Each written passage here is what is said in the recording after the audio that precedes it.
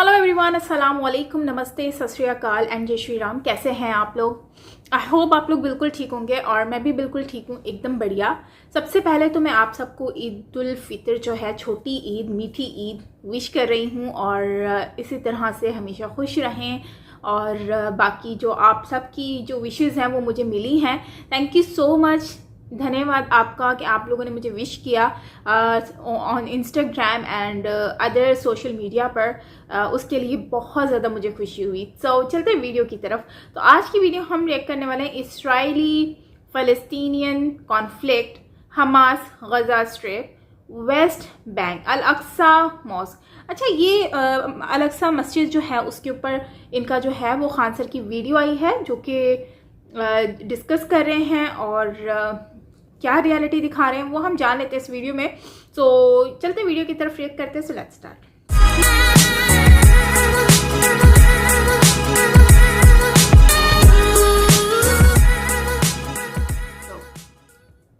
जय हिंद। हमेशा से विवादों में रहा इजराइल और फिलिस्तीन का जो विवाद है वो फिर से गर्मा गया। इसमें किसकी ज़्यादा गलती है, इजराइल की है या फिलिस्तीन की है? इसमें हमास कौन होता है, गाजा पट्टी क्या है, वेस्टर्न बैंक जेरूसलम पे विवाद क्यों हो रहा है और इसमें कौन सही है, और भारत को किसका साथ देना चाहिए और किसका नहीं देना चाहिए, इससे भारत पर क्या असर पड़ेगा, इसको हम समझते हैं। देखिए, जो इजराइल और फिलिस्तीन है ये मिडिल ईस्ट में आते हैं। सब मिडिल ईस्ट एशिया का लास्ट हो जाता है, ये वाला एरिया हो जाता है। तो आप देख सकते हैं भारत से दूरी भी अच्छी खासी है। ये एरिया पूरी तरह से मुस्लिम कंट्रीज के बीच में है यहाँ पर, और यहाँ इजराइल है इसी के बीच में। इसको अगर पास करके हम इस एरिया को देखते हैं यहाँ से, तो आप इस तरह से देखेंगे। ये हमारा इंडिया हो गया, इंडिया से पाकिस्तान, ईरान, और उसके बाद ये वाला एरिया आ जाता है इजराइल का।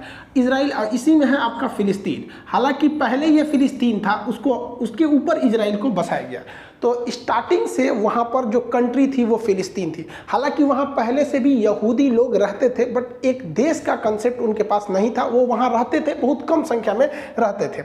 अब देखिए, ये सारे खेल के पीछे ये इंग्लैंड वाले हैं सब। ये ससुरे क्या बोलेंगे सब किसी को नहीं पता है, और हम लोग से बेहतर इनको कौन जानता है। हम लोगों के ऊपर इन्होंने 200 साल तक शासन किया है। जलियांवाला बाग से हत्याकांड से लेकर, चाहे वो फांसी देना हुआ भगत सिंह को, चाहे वो सेलुलर जेल हुआ, हम लोग इनकी पूरी तरह रहन से वाकिफ है। द्वितीय विश्व युद्ध चालू हुआ तो इन लोगों ने कुछ ऐसे सरदर्द दे गए हैं जो दुनिया में कभी खत्म नहीं होंगे। मिडिल ईस्ट में क्या किया इन लोग ने, जहां पहले फिलिस्तीन था, फिलिस्तीन को बांट दिया। कहा कि भैया इजराइल भी रहेगा और फिलिस्तीन भी रहेगा। दो देश यहाँ बना दिया, इजराइल और फिलिस्तीन। कहाँ बैठे बैठे इन लोगों ने, लंदन में बैठ गए। कोई चीज अच्छी आ रही है तो बोल रहे हैं, दो भाग में यहाँ बांट दिया। और हमेशा से ये लड़ाई होती है। और ये लड़ाई किस तरह से, आप अपने पे समझिए। हमारा अखंड भारत देश था, 1900 इनको बांटा 1948 में यहाँ पर, और हम लोग को ठीक 1 साल पहले बांटे थे, 1947 में। भारत इंडिया था और ये पाकिस्तान। तो इंडिया पाकिस्तान का विभाजन कर दिया सब, और हम लोग के बगल में एक तो बवासीर छोड़ के चला गया सब 1947 में, और अभी ये बवासीर भगंदर हो गया है। आप खुद समझिए, क्या ये लड़ाई हम लोग के बीच की, जो इंडिया पाकिस्तान का इंटेंशन है, इतना मतलब बॉर्डर डिस्प्यूट रहता है, खास करके कश्मीर इशू को, टेररिस्ट आतंकवाद को लेकर, कभी सॉल्व होने वाला लगता है? नहीं लगता है। ऐसे ही इन लोगों ने यहाँ किया।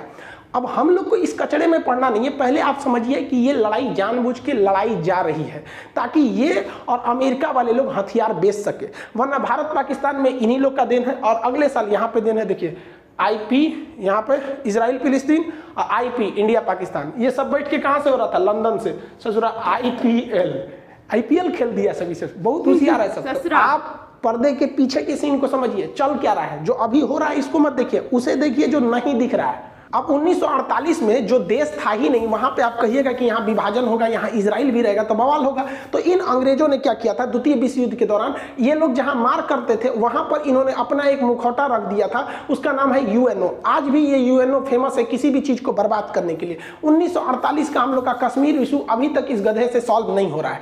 इतना पागल संस्था है कि किसी चीज को ये चौपट कर देगा UNO में। तो जानबूझ के इन्होंने मुसलमानों से कहा कि चलो चलो तुमको हम UNO में ले जाते, वही फैसला करेगा। बचपन में आप कहानी सुने होंगे कि किसी ब्रेड के लिए 2 बिल्ली लड़ रही थी, तो बंदर आया उनको फैसला करने, सारा ब्रेड अपने खा लिया। तो UNO ने कहा कि देखो भैया, जो बेलफोर डिक्लेरेशन है उसके तहत इजराइल बनेगी, और इसने एक मील आयोग को बना दिया, और इसने कहा कि देखो भैया इजराइल बन जाएगा। और इजराइल की स्थापना कर दिया 14 मई 1998 को। इस दिन इजराइल की स्थापना हो गई।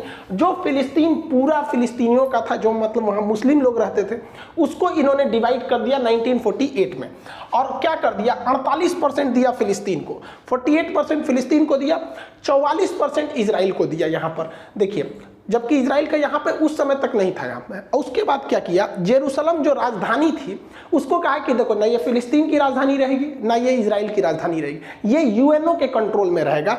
8% का एरिया यूएनओ के कंट्रोल में। जैसे ये बात हुआ, अरब देशों ने कहा कि हम ये होने नहीं देंगे, फिलिस्तीन ने कहा कि ऐसा कभी नहीं हो सकता है, मार होगा, ससुरा स्टार्टिंग स्थापना हुआ, युद्ध चालू हो गया। वो तो भारत भी झेल चुका है, 1947 में आज़ाद हुए मार हो गया। पहली लड़ाई 1947-48 की थी हम लोग की, वही इसके साथ हुआ। इजराइल ने इन लोग को पकड़ के धो दिया, 6 देश आए थे लोग मारने, सबको पकड़ के धो दिया। रीजन क्या है कि ये लोग जो अरब देश के मुस्लिम कंट्री थे, ये जंग लड़ रहे थे जंग को जीतने के लिए, जबकि इजराइल के यहूदी लोग जंग लड़ रहे थे अपना अस्तित्व बचाने के लिए। उन्हें पता था कि अगर ये युद्ध हारेंगे तो हम ये युद्ध नहीं हारेंगे, ये पृथ्वी हार जाएंगे, फिर हमें कोई पूछने वाला नहीं है, इसलिए वो युद्ध को जीत गए। अब यहाँ पर यूएनओ को क्या मतलब बना कि जेरूसलम पर अपना कब्जा रखने का, तो इसके लिए कारण है जेरूसलम 3 धर्मों का पवित्र स्थल है। जैसे ये देखिए, ये जो इजराइल है अभी नक्शा, तो इसमें जो ग्रीन वाला एरिया दिख रहा है ये दिया गया था फिलिस्तीन को, जो व्हाइट वाला एरिया दिख रहा है वो इजराइल के पास, और जो रेड दिख रहा है वो जेरूसलम है। जेरूसलम को जूम करके देखेंगे तो इस तरह का नक्शा आता है। यहाँ 3 पवित्र धर्म रहते हैं। ईसाइयों का मान्यता है कि उनके जो ईसा मसीह का जन्म बैतलहम में हुआ था, वो बैतलहम जगह जेरूसलम में है। यहूदी जो अभी वर्तमान में इजराइल में रहते हैं, उनका कहना है कि उनके सारे लोग यहीं से सुने, उनका मूल स्थान यही है। और मुसलमानों की तीसरी सबसे पवित्र स्थल अल-अक्सा मस्जिद यही है। यानी ये 3 धर्मों का पवित्र स्थल है जेरूसलम, इसे होली लैंड कहते हैं। बात समझिए, यहाँ जो लड़ाई है वो मेन लड़ाई है हमारी जमीन की तुम्हारी जमीन। तो पहले तो यहाँ 100% फिलिस्तीन था। ये जो ग्रीन वाला एरिया देख रहे हैं, 48 से पहले, 1948 से पहले ये 100% फिलिस्तीन जगह है। बाद में आप देखेंगे 1948 में यूएनओ ने इसका पार्टीशन किया, तो अब देखिए ये ग्रीन वाला फिलिस्तीन ऐसा रह गया। और जानबूझ के यूएनओ ने एक ऐसा ड्रामा रचा कि आगे जाके लड़ाई होगी। देखिए, आधा फिलिस्तीन यहाँ दिया है, थोड़ा सा यहाँ दे दिया है, बीच में पतला रास्ता दिया है, थोड़ा सा यहाँ दिया है, बीच में पतला रास्ता दिया। इन लोग का पहले से प्लान था। ऐसे ही इन लोगों ने पाकिस्तान को बांटा था, एक और इधर पाकिस्तान, एक और इधर पाकिस्तान, जिसको आगे चल के हम लोगों ने बांग्लादेश में तोड़ दिया। यही काम किया इजराइल ने। जानबूझ के इजराइल को कहा गया था कि भैया तुम आगे जाके तोड़ोगे तो ये छितरा जाएगा, उधर वो छितरा जाएगा। फिर अगले साल इजराइल ने ऊपर वाला घोट लिया। देखिए, इजराइल खत्म, अब फिलिस्तीन यहाँ बच गया, यहाँ बच गया। उसके बाद धीरे धीरे देखिए इसमें भी धीरे धीरे कब्जा करना इजराइल चालू कर दिया। तो इजराइल ले दे के 12% फिलिस्तीन बचा है।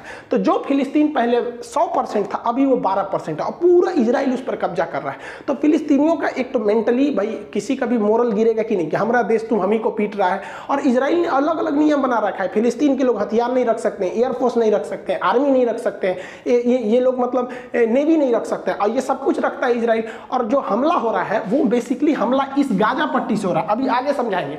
वो भी हमला हो रहा है और वो हमास कर रही है, आर्मी नहीं कर रही है। हमास वहां के हिसाब से एक आतंकवादी संगठन है, इजराइल के हिसाब से वो हमला कर रही है, न कि फिलिस्तीन की आर्मी। फिलिस्तीन वालों के पास पत्थर रहता है मारने के लिए, और हमास जो है आतंकवादी संगठन, वो रॉकेट मारता है। ओवरऑल कांसेप्ट समझिए, इजराइल जानता है कि ये लोग कमजोर देश है, इन्हें उत्तेजना दिलाओ, और जैसे ये लड़ने के लिए आएंगे मारो, भयानक जमीन कब्जा लो। और ये लोग समझेंगे नहीं, ये लोग ताव में आ जाएंगे तुरंत। इतना बड़ा था फिलिस्तीन। देखिए, फिलिस्तीन समेटते गया, वो काला वाला एरिया जो है वो यहूदी का है, मतलब वो इजराइल है। धीरे धीरे देखिए ये निपट गए, इतनी सा बचे हैं, लग रहा है बस प्रसादी के हिसाब से बचे हैं। देखिए, इतना पहले पूरा था, इतना हो गया। अब इजराइल का मेन कॉन्सेप्ट समझिए क्या है। इजराइल कहता है कि भाई फिलिस्तीन वालों को हम तोरा उकसाएंगे, कोचेंगे, और तू कोचा जाएगा, तू आएगा पत्थर मार दे, हम फोड़ देंगे, तुमको तबाही करेंगे। हमास खूब से खूब करेगा तो गली मोहल्ले पे हमला कर देगा, कार और जला देगा, यही रॉकेट में करेगा। और उसके बाद से उसके पास एयरफोर्स है, वो आएगी, मारेगी, जमीन कब्जा करेगी। जब जब लड़ाई हुआ है तब तक हार फिलिस्तीनियों की हुई है और उत्तेजना होगी यहाँ पर। अब इसका मेन कारण कहाँ से हुआ, इसको समझते हैं हम लोग। देखिए, मुसलमानों में ना 3 पवित्र स्थल है, जिसको आप 2 ठों को जानते हैं। जैसे कॉमन लोग यही मतलब फेमस है, एक मक्का और एक मदीना। ये 2 दिखता है, हालांकि ये इतना छोटा नहीं है तो बहुत बड़ा। जैसे ये मक्का है, मक्का को देखेंगे तो बहुत बड़ा है ये यहाँ पे। यही जो छोटा सा आपको दिखाया जाता है ये मक्का, जबकि ये इतना बड़ा है, बहुत बड़ा एरिया में आ जाता है मक्का। यहाँ पर यहीं पे हज करने जाते हैं मुस्लिम लोग, यहाँ पे हज करने। ये पूरा मक्का है, बहुत मतलब जिस तरह से। और ये मदीना है, मदीना। इस मदीना में आपको बस एक ग्रीन वाला ये टॉम दिखाया जाता है, ऊपर वाला ये ग्रीन यहाँ पे। तो ये मक्का और मदीना तो फेमस ही है। इस मक्का और मदीना के अलावे अल-अक्सा मस्जिद भी बहुत पवित्र है, ये मुसलमानों की तीसरी सबसे पवित्र स्थल है।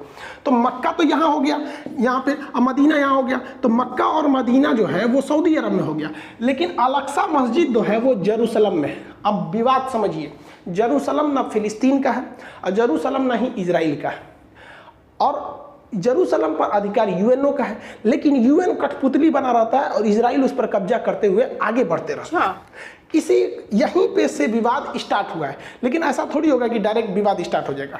कोई मंदिर में पूजा करने जाए या मस्जिद में जाए, गिरजाघर में जाए और कहे कि चलो आज बवाल करते हैं, कुछ ना कुछ पहले से मैटर होगा, वहाँ लोग इकट्ठा हुए होंगे और अचानक चालू होंगे। हुआ यहीं से है, लेकिन मैटर इसके पीछे शाहजरा का है। देखिए, जो इजराइल जो जेरूसलम जो यूएनओ के अंडर में आता है ना, उसके पास एक जगह है जिसका नाम है शाहजरा। सुप्रीम कोर्ट इजराइल की शाहजरा ने कहा कि यहाँ पे जो फिलिस्तीनी रहते हैं इनको खाली करवा दीजिए, क्योंकि यह जो जगह है वो यहूदियों का है। अब इसकी हिस्ट्री देखिए, शाहजरा को आज से लगभग 150 साल पहले यहूदियों को जब इंग्लैंड ने कहा कि हम आपको यहाँ बसाएंगे, तो वो लोग ज़मीन खरीदना चालू किए थे। वो लोग ज़मीन खरीदना चालू किए और बहुत महंगे दाम पर उन लोगों ने ज़मीन को खरीदा था इन अरब वालों से। आज जो ये अरब वाले चिल्ला रहे हैं ना, ये बहुत ज़्यादा पैसे लेकर फिलिस्तीनियों से, उनसे यहूदियों से ज़मीन बेचा था, और वो ज़मीन बेचते ये लोग खरीदे थे इस ज़मीन को, इनके पास प्रॉपर पेपर है और इन लोगों ने ही बेचा था। अब सुप्रीम कोर्ट ने कहा कि भैया 150 साल पहले ये शाहजरा की जो ज़मीन थी वो इजराइल वालों ने खरीदी थी, इसलिए जो यहाँ पर मकान फिलिस्तीन वालों ने बनाया है ना, लगभग 500 मकान, उस पर जेसीबी चलवा के तुड़वा दो। सुप्रीम कोर्ट ने ऑर्डर दे दिया कि नहीं, इसको तोड़ा जाए, और वहाँ से तोड़ा मतलब तुराई खाली चालू हो गया कि भैया यहाँ से इन लोग को भगाया जाए। अब इसी का बवाल था कि भाई आप पुराना मैटर क्यों खोल रहे हैं, 150 साल पहले क्या था उस तरह से। जो लोग फिलिस्तीन का समर्थन करते हैं वो कहते हैं कि जो 150 साल पुराना मैटर है उसको लाओगे, उस हिसाब से तो बहुत से लोग इधर से उधर हो जाएंगे। लेकिन वही लोग क्या कहते हैं, तुर्की का वो लोग विरोध नहीं करते हैं, क्योंकि तुर्की में एक बहुत बड़े राजा थे उस समय का, सुल्तान अल फतेह। इन्होंने क्या किया भैया कि तुर्की का जो हाजिया सोफिया जो मस्जिद है, पहले वो तो चर्च था, उस चर्च को इन्होंने खरीद लिया। चर्च को खरीद लिया, यहाँ पे हाया सोफिया को पैसे में खरीद लिया था इन्होंने। और उसके बाद जब द्वितीय विश्व युद्ध हुआ तो अंग्रेजों ने कहा कि देखो भैया, इसकी पुरानी हिस्ट्री तो ये चर्च थी, बाद में इन्होंने खरीद के मस्जिद बना दिया, एक काम करो ये झमेले से हटा दो, इसको म्यूजियम बना दो। तो द्वितीय विश्व युद्ध के बाद उसको म्यूजियम बना दिया गया। लेकिन भाई साहब ये तैयबुल अर्दोगान आए, कहे कि ना म्यूजियम कैसे, 400 साल पहले हम लोगों ने खरीदा था, इसलिए यहाँ मस्जिद होनी चाहिए। भाई साहब यहाँ पे लोगों ने तर्क दिया कि भाई हम खरीदे थे तो हमारा अधिकार है। तो भाई साहब यहाँ भी जरा ध्यान दीजिए, यहाँ भी वही वाला कंसेप्ट लगा है। आप 400 साल पहले चर्च को खरीदे थे और आप कहते हैं कि फिर से ये चर्च नहीं मस्जिद होना चाहिए क्योंकि हमने खरीद लिया है। तो इजराइल भी यही कह रहा है कि भैया 100 साल पहले हम लोगों ने इसको हायर रेट पे देके तुम अरब वालों से ही खरीदा था, इन्हीं लोगों से खरीदा था, ये लोग बेच बेच के पैसा में कमा लिए थे। तो कहता है कि वापस दो यहाँ पे। तो ये कन्फ्लिक्ट का मेन मैटर था शाहजरा। शाहजरा से ही थोड़ी सी दूरी पर है अल-अक्सा मस्जिद। फ्राइडे की नमाज पढ़ने रमजान में लोग जब वहाँ इकट्ठा हुए थे तो वहाँ पर इन लोग को पता था, इजरायली खुफिया एजेंसी को, कि शाहजरा को जब खाली कराया जा रहा है तो वहाँ पे कुछ विवाद होगा। तो इन लोगों ने सिक्योरिटी को वहाँ पे अपने सिक्योरिटी गार्ड्स को लगा दिए थे और इनमें तू मैं हूँ बगझग हुआ। अब यहाँ से भी पत्थर चले, उधर से भी चला और इसमें भीषण रूप ले लिया यहाँ पर। और सिक्योरिटी वाले लोग वो ऐसे ही मस्जिद के अंदर घुस गए जिसका पूरी दुनिया में विरोध होने लगा। अब वहाँ पर कुछ लोग जो थे वो पत्थर होता, ये सबके पास पत्थरे रहता है, दूसरा तो कुछ रहता नहीं। आई लोग भाई पूरा बुलेट प्रूफ बन के तैयार से गया था, ये मार दिया, ग्रेनेड बम विस्फोट धड़ाम धड़ाम उड़ गया। आप लोगों ने वीडियोज वगैरह तो बहुत देखे होंगे। अब यहाँ पर बहुत दहशत फैल गया यहाँ पर इस एरिया में। अब कभी भी इजराइल ही भारी पड़ेगा। जिन आप कितना चिल्ला लीजिएगा, इन सेना के आगे आम आदमी नहीं टिकेगा। और इस घटना के बाद जो यहाँ पर घटना हुई, बेंजामिन नेतन्याहू पूरी तरह घिर गए। अब यहाँ इजराइल डबल संकट से जूझ रहा है। देखिए इजराइल पर इंटरनेशनल दबाव इतना ज्यादा आने लगा। यूएनओ ने दबाव बनाया कि वो भैया वो एरिया मेरे अंडर में आता है, तुम काहे वहां घुस गया है। भारत ने भी इवन की न्यूट्रल रहते हुए कहा कि इजराइल को यथास्थिति बना के रखनी चाहिए। अब पूरी तरह से इंटरनेशनल बवाल वहां हो गया।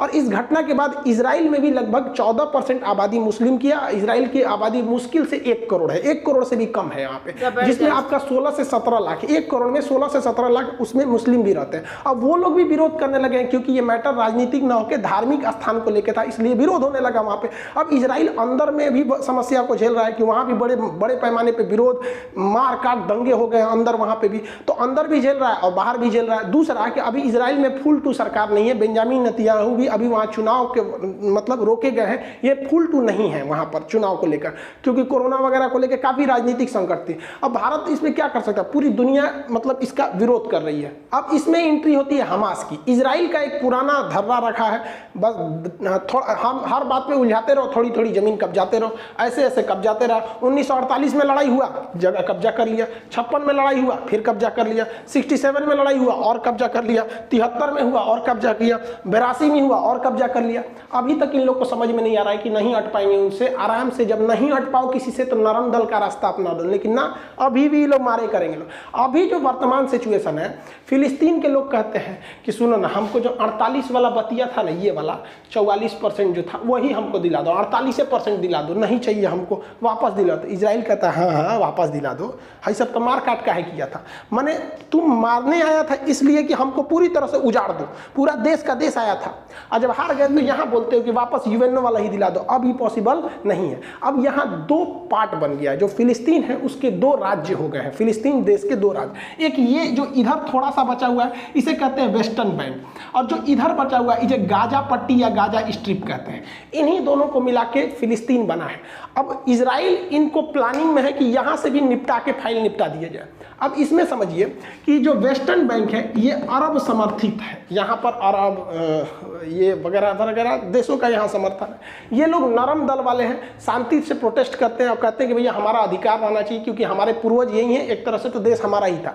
यहाँ आप शांति देखेंगे, यहाँ मारधार नहीं होता है, यहाँ पे अगर प्रोटेस्ट भी होगा तो डेमोक्रेटिक तरीके से नॉर्मल होगा। लेकिन गाजा से मिसाइल चलने लगती है। इवन जो शाहजरा वाला एरिया है वो यहाँ है, जेरूसलम वाला एरिया यहाँ है, लेकिन जो रॉकेट दागे जा रहे हैं वो गाजा से दागे जा रहे हैं, यहाँ से दागे जा रहे हैं। अब ये गाजा में ऐसा क्या है, तो गाजा में ईरान का समर्थन है और इसमें अरब का समर्थन है। गाजा में एक हमास नामक संगठन है, ये हमास ये कहता है कि इजराइल जो है वो हमेशा जुल्म करता है, बम मारता है, तो इसका मतलब ये नहीं कि तुम कब्जा करते जाओगे हम चुपचाप रहेंगे, हम भी मारेंगे तुमको। अब ये लोग क्या करते हैं, रॉकेट से हमला करते हैं। इनके पास बहुत तगड़ा रॉकेट नहीं होता है, 3 लाख का आता है एक कासम रॉकेट, ये बहुत हैवी पावर का नहीं होता, देखने में नहीं लग रहा है ये क्या करेगा, इतने खेत में लगा के मार देते हैं।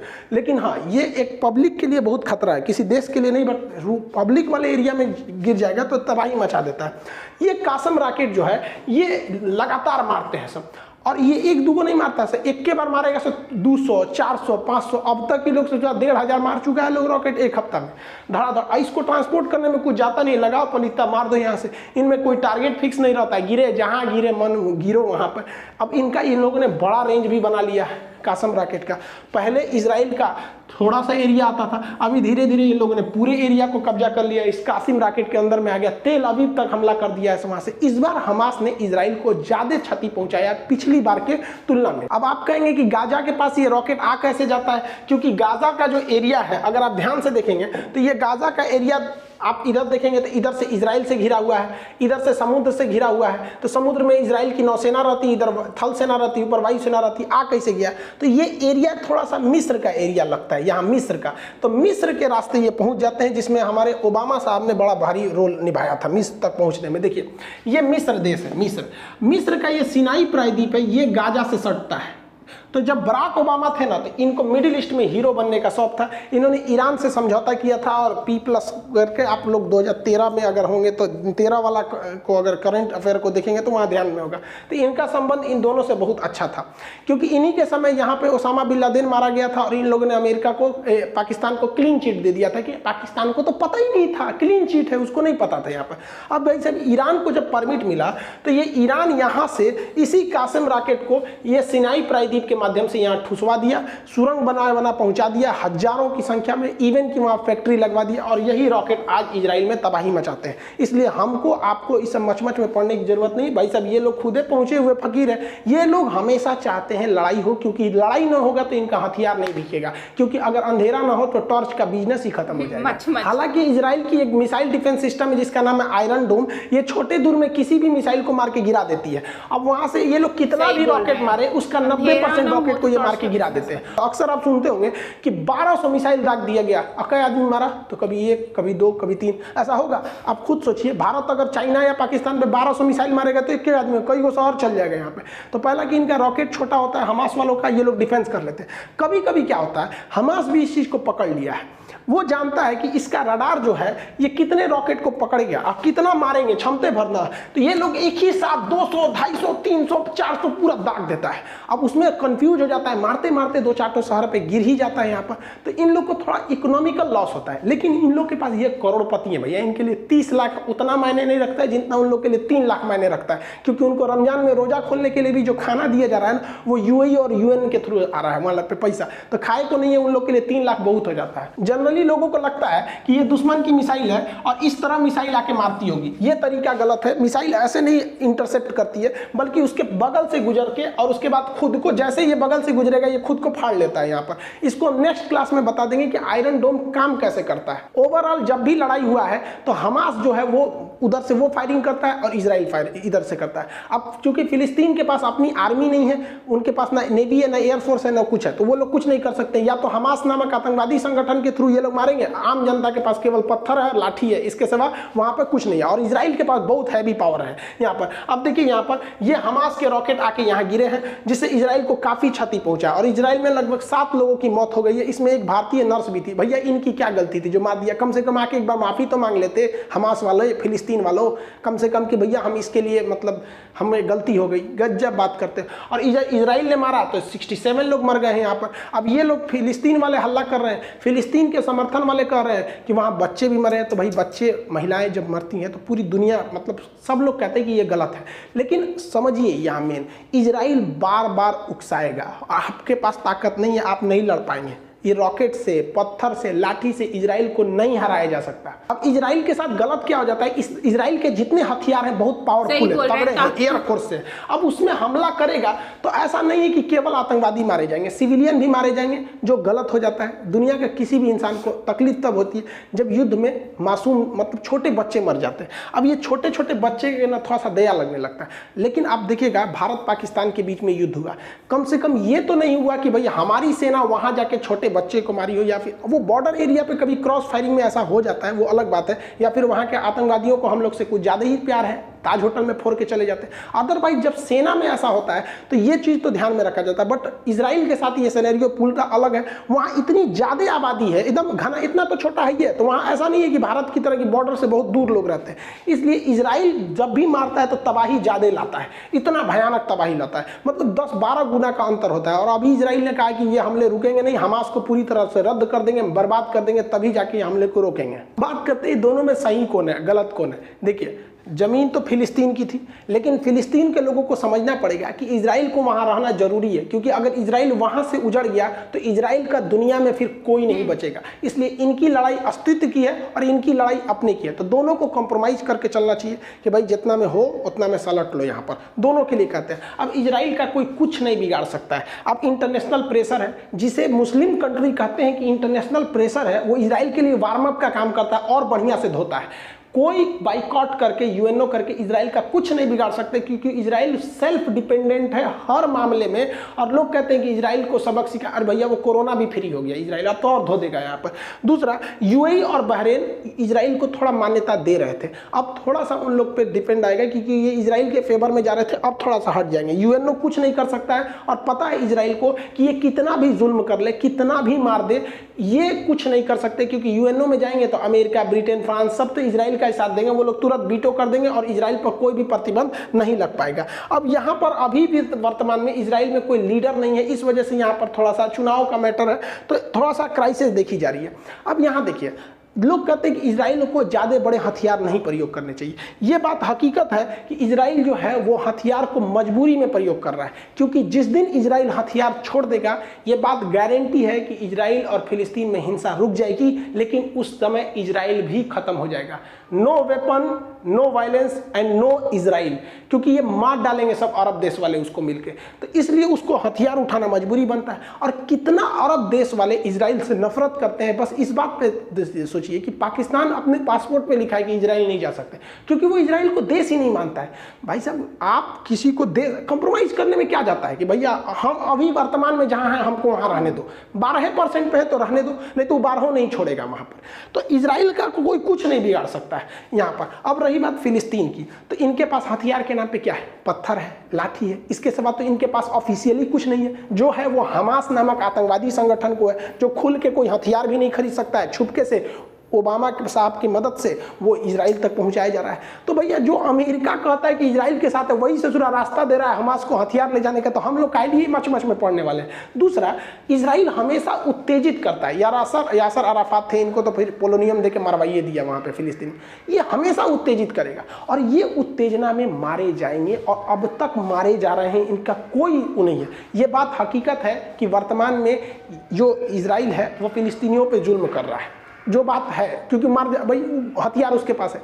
लेकिन दुनिया में अगर सबसे ज़्यादा कहीं जुल्म हुआ है तो वो यहूदियों पर हुआ है। सेकेंड वर्ल्ड वार में उन्हें कमरा में बंद करके, लॉक करके अंदर जहरीली गैस डाल दी जाती, जानवर से बुरा वक्त सलूक हुआ था। लेकिन इन लोगों ने, यहूदियों ने वक्त की नज़ाकत को समझा, पढ़ाई पर, टेक्नोलॉजी पर ध्यान दिया, और आज ऐसी हकीकत हो गई है कि भारत जैसे देश को इजराइल से लड़ने से पहले सोचना पड़ेगा, क्योंकि हमारे ड्रोन, हथियार, बंदूक सब इजराइल से आ रहे हैं, सब टेक्नोलॉजी वहाँ पे इतना छोटा है लेकिन इतना डेवलप है। तो इन लोगों पर भी सोचना चाहिए। एरिया मायने नहीं रखता है, आप वहीं रहिए, खुशहाल रहिए, पढ़ाई लिखाई पे ध्यान दीजिए, आगे बढ़िए। जब मौका मिलेगा आप आगे बढ़िएगा। ऐसा नहीं कर रहे हैं कि हम आप मौका नहीं मिले तो आप मत करिए। देखिए भारत को भी बात करते हैं, हम लोग को भी अपना पीओके वापस लेके आना है, ये हमको अपना पीओके वापस लेके आना है। और चाइना ने जो 1962 में अक्साई चीन कब्जा किया, वो भी हम वापस लेके आएंगे। लेकिन हम हिंदुस्तान वाले, तो नेहरू से लेके हमारे मोदी जी तक में सबने संयम बरता है, और हमें पता है कि जब वक्त आएगा हम बिना कहे थूर के लेके आएंगे। फिलिस्तीन वालों की तरह हम बेवकूफ़ी नहीं करेंगे कि हर 26 जनवरी या 15 अगस्त के दिन जाके हमला कर दे। वो और मजबूत होते जा रहा है इजराइल। हम लोग शांति से बैठे हैं, 2040 तक का इंतजार किया जाए। अभी पाकिस्तान से तो हम लोग निपट सकते हैं, तो 2040 तक की स्थिति आएगी तो हम लोग इकोनॉमिक रूप से सुदृढ़ हो जाएंगे, हम अपना पीओके और अक्साई चीन लेके आएंगे। ऐसा नहीं है कि हम नहीं ले आ सकते। 1857 की क्रांति में हम लोग अंग्रेजों से लड़ने निकले थे, लेकिन हथियार, टेक्नोलॉजी, कम्युनिकेशन न होने की वजह से हमारा 1857 की क्रांति फेल हो गया। आए उसके बाद महात्मा गांधी, इन्हें पता था कि हमें एक लॉन्ग टाइम लीडर चाहिए। लॉन्ग टाइम लीडर के पीछे जनता चलने को तैयार होती है, और गरम दल करेंगे तो लॉन्ग टाइम लीडर नहीं रह पाएंगे। जैसे हमारे चंद्रशेखर आजाद जी, इनका भी टाइम बहुत बेहतरीन थे, बट टाइम पीरियड बहुत कम था। भगत सिंह, ये भी बहुत बेहतरीन, बट टाइम पीरियड कम रह गया। तो गांधी जी को पता था कि भैया हमको लॉन्ग टाइम तक एक लीडर चाहिए, इसलिए नरम दल वाला अपना है। और जब लास्ट मोमेंट आया, यही गांधी जी है ना, करो या मरो बोलने वाले, यही है ना, भारत छोड़ो आंदोलन चलाने वाले, अंग्रेजों भारत छोड़ो। सबसे ज्यादा हिंसा गांधी जी की अगर किसी आंदोलन में हुआ था तो भारत छोड़ो आंदोलन में, और भी पहले दिन गिरफ्तार हो गए। तो वक्त आने पर कोई भी काम करना चाहिए भैया, अभी अपने पे ध्यान दो। हम लोग से कुछ सीखो, हम लोग को भी हमारा पीओके वापस चाहिए, अक्साई चीन वापस चाहिए, लेकिन हम लोग गला नहीं फाड़ते, हम लोग प्लानिंग करते हैं। वक्त बदलते कभी देर नहीं लगती है। मोदी जी जब 2014 से पहले चुनाव नहीं जीते थे ना, तो अमेरिका ने कहा था कि मोदी जी को हम अमेरिका में घुसने नहीं देंगे, वीजा नहीं देंगे। और यही अमेरिका है जो वीजा नहीं दे रहा था, अभी बुला के पिज्जा खिला रहा है यहाँ पर, हाउडी मोदी कर रहा है यहाँ पर। वक्त बदला कि नहीं बदला? भारत की शक्ति ऐसी है कि भारत ने सबको जब वैक्सीन दिया था, तो अभी जब भारत को ऑक्सीजन की जरूरत पड़ी, पूरी दुनिया पहुंची, इवन अरब देश वाले भी पहुंचे, सिंगापुर, कौन नहीं आया भारत को।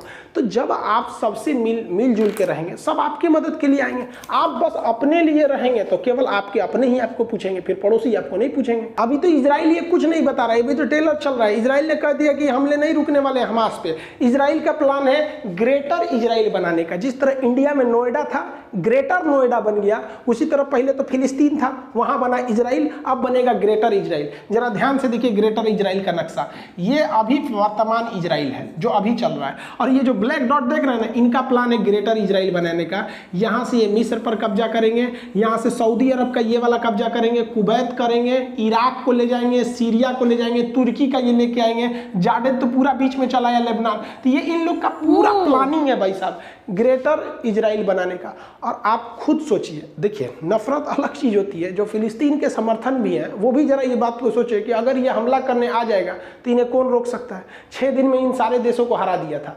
1967 में इसने, तो इसको कोई नहीं रोक सकता, ये इनका प्लानिंग है यहाँ पे। तो अभी के वक्त में भाई साहब आप खुद समझिए कि ये गरम दल के हिसाब से आप यहाँ थे, इतनी समय सिमट गए।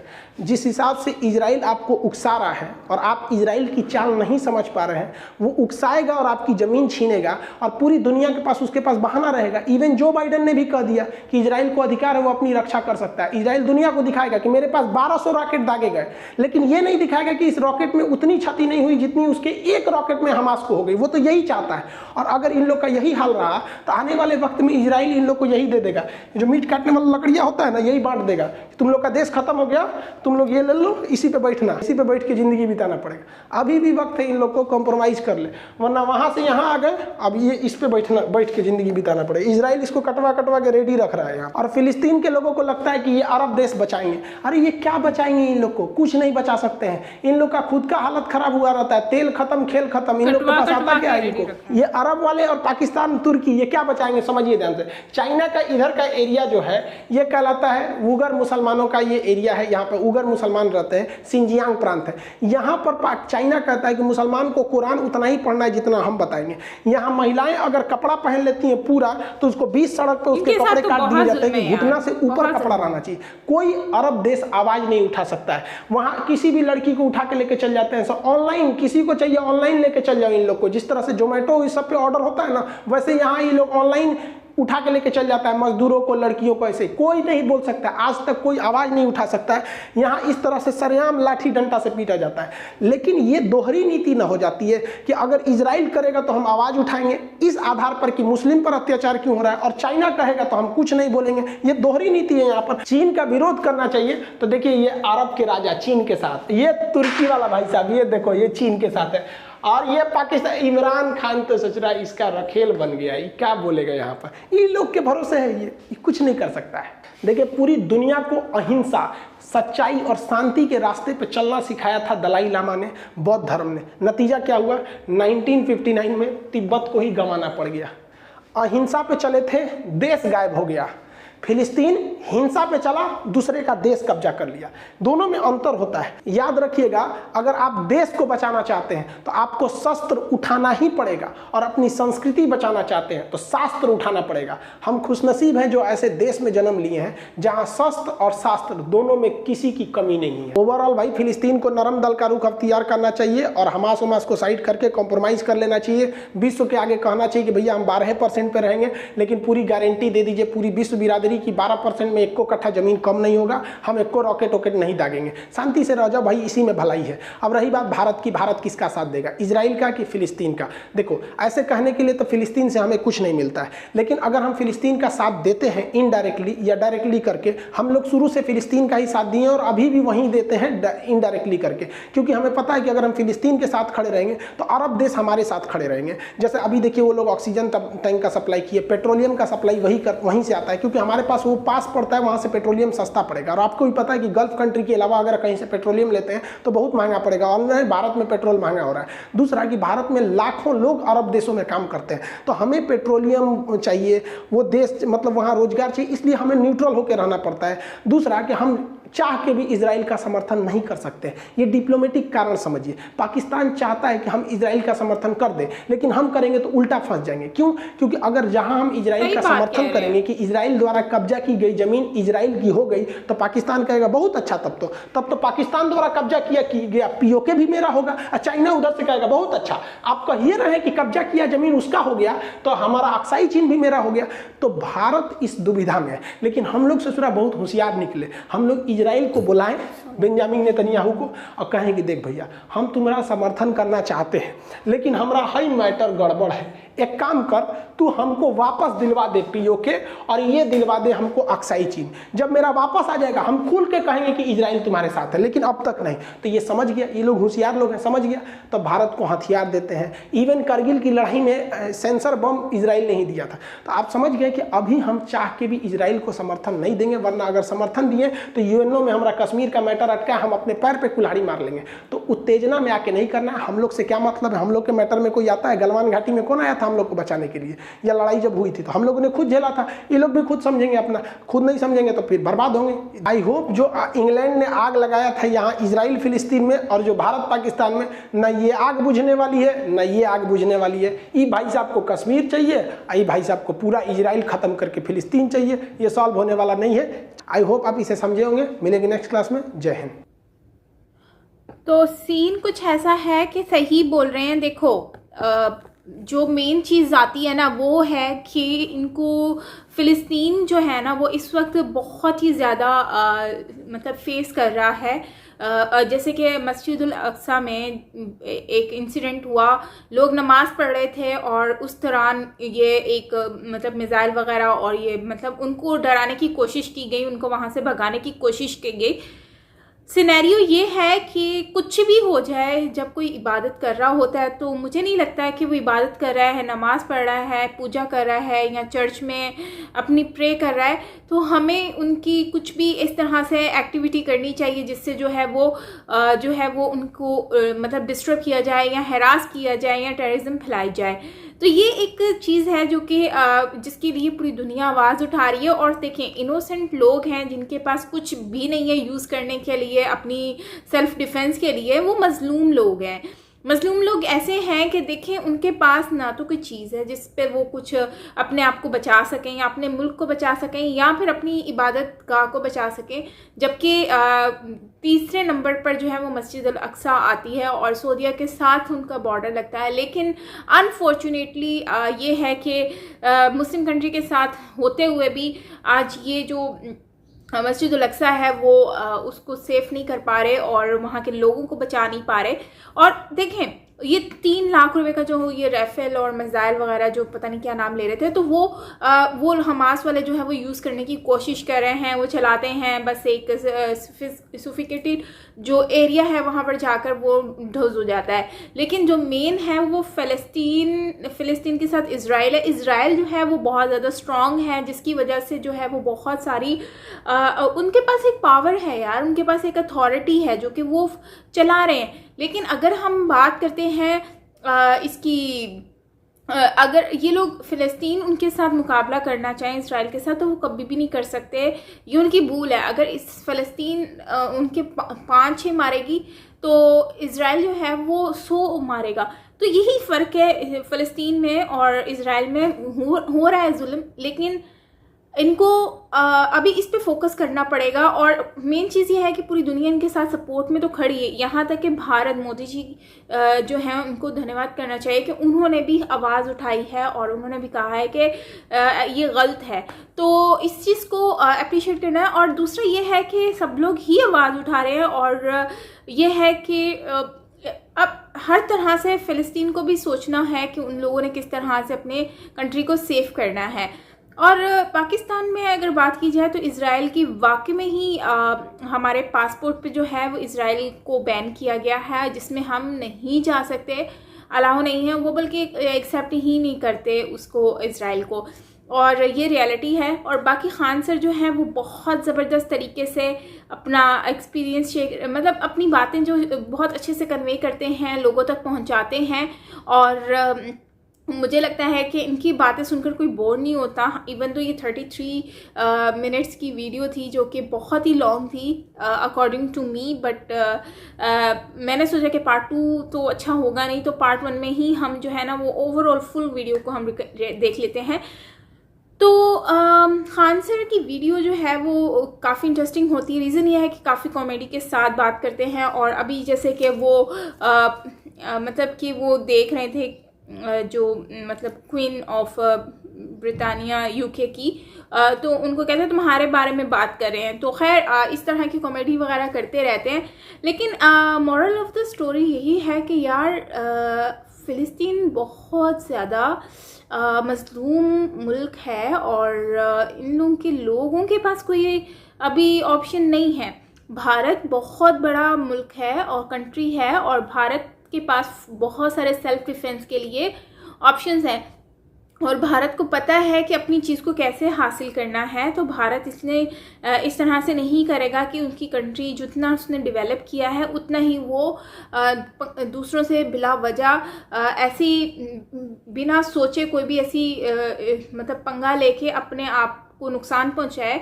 तो इसलिए बहुत प्लानिंग के साथ करते हैं और ये मेजर साहब ने भी बताया था। लेकिन वही बात आ जाती है कि फ़लस्तीन में और भारत में बहुत फ़र्क है। लेकिन भारत जो है वो अपना जो है वो सोच कर हर चीज़ करता है, लेकिन फ़लस्तीन के पास अभी कुछ है नहीं अपना। तो इसलिए वो लोग बस यही है कि कोशिश कर रहे हैं कि बस कुछ ना कुछ उनको जो है वो मिल जाए। लेकिन वही बात है कि यार मुझे ना अफसोस होता है बहुत ज़्यादा फ़लस्तीन के लोगों के लिए कि यार कैसे बच्चे, बड़े, औरतें, बुजुर्ग सबके साथ इतना जुल्म हो रहा है, तो कैसे ये लोग कर लेते हैं। I am feeling very sad. So खैर गाइज, ये थी हमारी आज की वीडियो। आई होप कि आपको अच्छी लगी होगी। अच्छी लगी हो तो प्लीज़ लाइक कीजिएगा and don't forget to subscribe my channel. I hope यार वैसे वीडियो तो अच्छी लगी होगी क्योंकि खान सर जो है उन्होंने बहुत अच्छे से वीडियो को एक्सप्लेन किया है, लेकिन न्यूज़ जो है वो बहुत ज़्यादा टॉपिक सैड है। तो बाकी यही है कि अपना ओपिनियन ज़रूर शेयर कीजिएगा और प्लीज़ प्रे फॉर फ़लस्तीन। और फ़लस्तीनियन जो है वो इनोसेंट हैं यार, उन लोगों का क्या कसूर है। वो लोग अपने मुल्क को बचाते बचाते, इतना बड़ा मुल्क था 100% से वो 12 पे आ गए और 12 से भी मुझे लगता है कि ये ख़त्म हो जाना है। इनको बेचारों को निशान दुनिया से गायब कर दिया जाएगा। मुझे तो ऐसा फील हो रहा है, बहुत दुख हो रहा है इनके बारे में। और एक वो जो हिंदू मतलब इंडियन जो फीमेल है नर्स इसराइल में वो उनकी भी डेथ हो गई है अनफॉर्चुनेटली इसी इंसिडेंट में। तो मतलब मुझे तो इतना दुख हो रहा है, मासूम जानें जो हैं वैसे जाती जा रही हैं और गलती कोई और कर रहा है और सज़ा किसी और को मिल रही है। आप देखें ना, UN जो है वो अपनी गलतियां कर रहा है और वो मतलब उसमें क्या कहता है मिर्च मसाले डाल रहा है और जो है वो आग लगा देता है और बस वो आपस में लड़ते झगड़ते रह रहे हैं। ये सारे मामला होता है। एनीवेज खैर गाइस, मिलते हैं नेक्स्ट वीडियो के साथ। अपना ख्याल रखिएगा। Bye bye.